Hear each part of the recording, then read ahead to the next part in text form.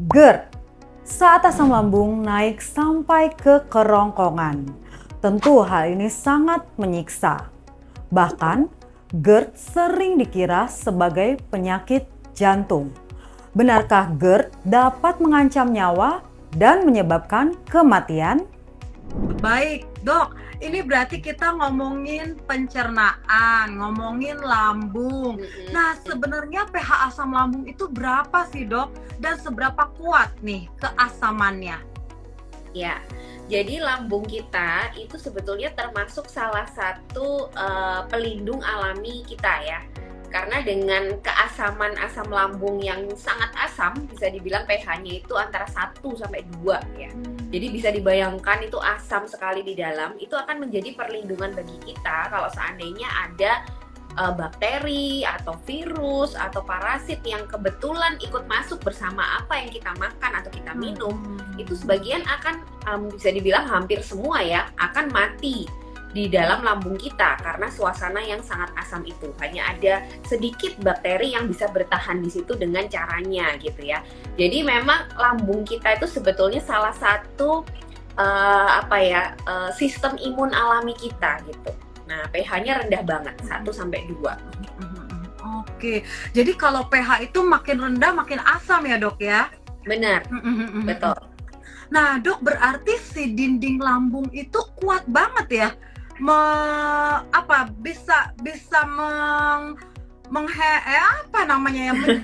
Kondisinya nggak rusak gitu. Memang udah spesial dibikin ya, Dok ya, didesain sedemikian rupa gitu ya. Jadi dinding lambung kita itu sebetulnya ada keseimbangan antara faktor perusak dan faktor pelindung ya. Asam lambung ini termasuk faktor perusak karena dia itu sebetulnya kan memang ditujukan untuk merusak apapun yang jelek ya yang masuk ke dalam tubuh. Tapi pada saat keseimbangan itu terganggu, perlindungan yang ada di dinding lambung itu berkurang, dia juga bisa merusak lambung kita. Hati-hati gitu. Karena dia memang asam banget. Nah, tapi sudah diciptakan juga sama Tuhan bahwa dinding lambung kita tuh punya pelindung. Nah, pelindungnya itu ada macam-macam. Ada yang bentuknya itu kayak lendir gitu ya, mukosa ya kita bilang ya, lendir, mukosa. Terus habis itu ada juga hormon-hormon tertentu yang sifatnya itu memang melapisi gitu ya. Bayangannya itu kan melapisi, akhirnya asam itu nggak bisa melukai. Nah, tapi memang ada kondisi-kondisi tertentu di mana perlindungan dari dinding lambung kita itu terganggu, entah berkurang ya, jadi terganggu, nggak ada perlindungannya. Jadinya asam lambung kita bisa merusak dinding lambung kita sendiri. Gitu. Oh iya, paham. Jadi kalau ngomongin pencernaan, khususnya lambung, ada asam lambung, sebetulnya itu adalah salah satu mekanisme tubuh untuk melawan penyakit juga. Jadi termasuk sistem imun. Soalnya kan kita makanan masuk nggak tahu deh, ada bakteri kah, ada apakah. Jadi dibunuh tuh sama si asam lambung ya, Dok ya. Jadi mati ya, Dok ya. Benar. Oke, paham. Nah, Dok, kan kalau ngomongin penyakit lambung itu sering dibilang katanya keluarnya asam lambung itu berlebihan. Nah, ini apa, Dok, yang memicu si asam lambung keluar secara berlebihan? Ya, jadi makanya penyakit mah atau lambung itu sebenarnya jenisnya tuh banyak banget ya. Jadi kalau kita sering mengeluh misalnya mual, terus sering muntah, terus kayak kembung atau nyeri ulu hati gitu ya. Nah, itu sebetulnya adalah kumpulan gejala yang bisa disebabkan oleh gangguan dari beberapa macam proses yang ada di lambung. Itu biasanya kita sebut dispepsia. Ya, itu artinya gangguan, pepsi itu artinya pencernaan. Jadi sebetulnya itu bahasa Latin. Dispepsia artinya ya gangguan pencernaan, kalau bahasa Indonesia seperti itu. Nah, dispepsia atau gangguan pencernaan itu memang paling banyak itu disebabkan oleh gangguan yang ada di lambung tadi. Meskipun ada juga sih keluhan-keluhan seperti ini kan bisa ada gangguan liver lah ya, ada gangguan empedu lah, itu bisa. Tapi sebagian besar memang disumbang oleh adanya gangguan di lambung. Nah, itu muncul macam-macam gejala di perut kita gitu ya. Nah, sebenarnya kalau dispepsia atau gangguan lambung tadi tidak selalu disebabkan oleh asam lambung yang terlalu banyak. Karena kalau kita tadi membayangkan ada suatu timbangan ya, timbangan tuh yang satunya faktor perusak yaitu asam lambung, yang satunya faktor pelindung. Jadi ini bisa terjadi macam-macam. Yang pertama memang asam lambungnya yang kelebihan, kebanyakan nih faktor perusaknya, jadi nggak seimbang kan. Atau yang kedua Asam lambungnya biasa aja jumlahnya, tapi faktor pelindungnya yang turun. Akhirnya dia tetap bisa merusak. Atau faktor di luar itu. Faktor di luar itu misalnya gangguan dari kontraksi lambung gitu. Harusnya kan kalau kita makan itu makanan akan diolah di lambung, lalu tidak lama kemudian dia akan diturunin ke usus kita gitu kan. Tapi kalau ada gangguan gerak dari lambung, kadang-kadang lambungnya itu males gitu. Dia diem aja. Jadi makan akhirnya karena dia sudah dicerna tapi nggak turun, perutnya jadi penuh rasanya. Jadi cepet kenyang gitu ya, jadi kembung. Isinya ditambah begah dengan ya dok, begah. Nah, begah betul. Nah, itu juga bisa. Sebenarnya masalahnya bukan di asam lambungnya, bukan di faktor pelindungnya, tapi di kontraksi atau gangguan gerak dari si lambung. Tiba-tiba lambungnya lemes gitu. Nah, sebenarnya banyak banget penyebabnya. Jadi jangan dikit-dikit tuh nyalahin si asam lambung ya, karena asam lambung itu sebetulnya juga sistem imun kita. Cuman ya kita memang harus harus mendeteksi ini yang salah yang mana sih. Ada sih kondisi di mana asam lambungnya memang yang meningkat gitu. Makanya kadang-kadang mungkin teman-teman di sini yang sering mengalami gangguan lambung, kadang-kadang kalau minum obat lambung tertentu itu ada yang langsung cocok, ada yang enggak gitu kan. Karena obat-obat lambung tuh ada yang menekan produksi asam lambung, ada yang tujuannya menambah lapisan pelindung, ada yang tujuannya menormalkan gerak dari lambung. Nah, kalau misalnya salah sasaran nih, misalnya masalahnya bukan di jumlah asam lambung, tapi yang diturunin asam lambungnya, akhirnya juga belum tentu akan terlalu ngefek gitu ya. Apalagi kalau misalnya sebenarnya gangguannya adalah gangguan geraknya. Terus kita minum obat untuk menurunkan asam lambung, untuk memberi lapisan pelindung, ya tetap aja dia akan begah, tetap aja dia akan kembung. Nah, kayak gitu-gitu tuh.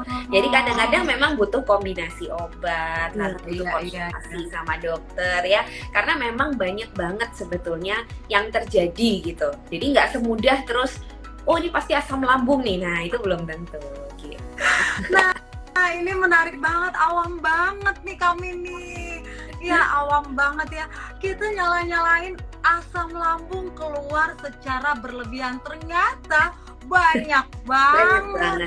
Iya. Bisa juga tadi gerakannya ya, gerak kontraksinya, gerak peristaltiknya itu juga bisa. Pantesan kalau orang punya gangguan lambung sakit ke dokter tuh obatnya macem-macem. Tadi ada yang untuk melapisi, ada yang untuk menekan produksi asam lambung. Oh iya. Paham dong ya sahabat-sahabat Nutrimax ya. Oke, kita lanjut lagi. Nah, ini tadi dokter menjelaskan tentang dispepsia. Tapi ini banyak banget nih, udah ada beberapa yang nanya bedanya GERD dengan sakit MAH, dok. Kita orang awam taunya sakit MAH, jarang kita dengar dispepsia ya, dok ya? Ya, oke. Betul, jadi dispepsia itu istilah medis memang. Tapi di dalam bahasa awam tadi sebenarnya bahasa Indonesianya terjemahannya kan gangguan pencernaan. Mungkin kalau di masyarakat ya gangguan MAH gitu. MAH itu adalah bahasa Belanda dari lambung. Jadi kalau saya sakit MAH ya, itu berarti yang dituduh lambungnya gitu ya. Tapi gejala yang dirasakan adalah gejala-gejala gangguan saluran cerna tadi gitu. Nah, biasanya gangguan MAH atau yang disebut gangguan MAH atau dispepsia itu penyebabnya juga banyak banget. Ya, memang ada yang luka di lambung atau keradangan di dinding lambungnya yang kita sering sebut gastritis ya, itu ada penyebab seperti itu. Ada juga yang GERD yang kita bicarakan hari ini. GERD itu adalah gastroesophageal reflux disease. Jadi itu sebetulnya tidak ada masalah di dinding lambung, tidak ada luka di situ, tidak ada masalah atau belum tentu ada masalah dengan peningkatan asam lambung, tapi yang bermasalah adalah katup antara kerongkongan dengan lambung. Jadi kita tuh kalau makan kan akan melewati kerongkongan ya, leher ke bawah, nanti di bawah itu akan masuk ke lambung. Nah, antara kerongkongan dan lambung kita itu ada pintunya gitu. Jadi kayak pintu koboi gitu ya. Nah, ada pintunya. Nah, seharusnya nih ya, kalau semua makanan kita telan dengan baik, tidak ada masalah, masuk ke dalam lambung, harusnya si katup itu akan menutup rapat. Gitu. Kalau udah menutup rapat, apapun yang terjadi di dalam lambung, yaitu pencernaan dan lain-lain, dia nanti alurnya dia harusnya ke bawah. Arahnya itu dia akan ke usus. Tapi kalau si katup ini kayak bocor atau katupnya itu lepek, sih istilahnya dol gitu ya. Kalau katupnya ini Betul, jadi katupnya tuh nggak menutup dengan baik. Nah, pada saat dia kontraksi di dalam, lalu terjadi pencernaan di situ, ada yang nantinya itu nggak ke bawah semua, ada yang naik ke atas. Nah, ini yang disebut reflux.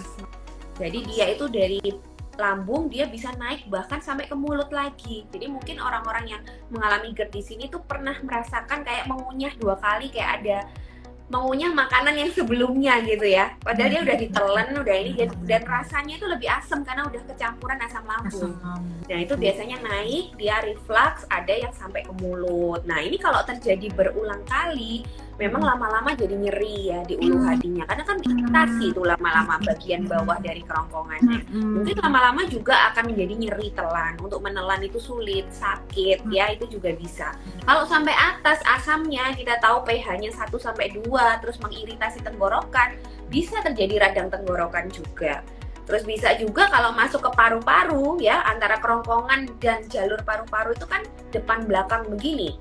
Nah, kalau asam lambung tuh naik sampai ke mulut, mungkin ada sedikit yang masuk ke dalam saluran paru-paru. Itu menyebabkan orang jadi batuk-batuk. Nah, itu sering juga.